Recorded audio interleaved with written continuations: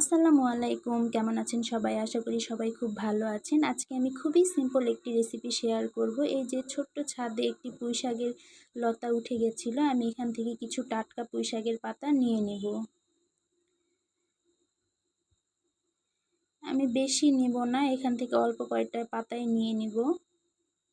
এরপর আমি একদম মিহি ঝুরি করে আলু কেটে নিয়েছি। এগুলোকে আমি ভালো মতো ধুয়ে নেব। এগুলোকে ভালো মতো ধুয়ে আমি একটি ছাঁকনিতে তুলে নেব পানি ঝরার জন্য। এই যে আমি এই কয়টা পাতাই নিয়েছিলাম, বেশি পাতা নিইনি। এরপর এগুলোকে আমি ভালো মতো ধুয়ে নিব। আমি আজকে এই তরকারিতে কিছু ছোট মাছ ব্যবহার করব। এখানে কিছু শিং মাছ আর ট্যাংরা মাছ আছে। এরপর আমি কড়াইয়ে ঝুরি করে রাখা আলু, পুঁইশাকের পাতাগুলো দিয়ে দিব। এরপর ঝুরি করে রাখা পেঁয়াজ, হলুদ, গুঁড়া ঝাল, লবণ, তরকারিতে যা যা লাগে সব উপকরণগুলো দিয়ে দিব। এখানে আমি কিছু গোটা জিরা ব্যবহার করব।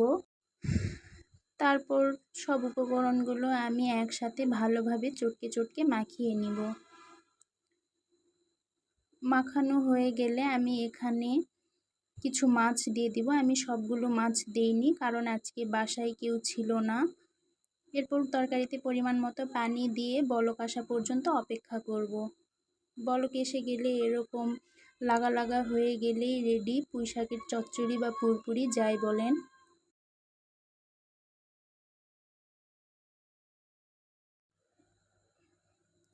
আপনাদেরও যখন একদম রান্না করতে মন চাইবে না, এরকম সহজ আর কম মশলায় এভাবে ট্রাই করে দেখতে পারেন। আশা করি ভালো লাগবে।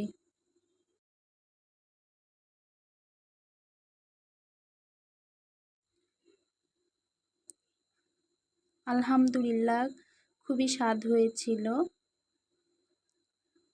আজকে এই পর্যন্তই। সবাই সুস্থ থাকবেন, ভালো থাকবেন, আর আমার পেজটিকে লাইক, শেয়ার, ফলো দিয়ে পাশে থাকবেন। আল্লাহ হাফেজ।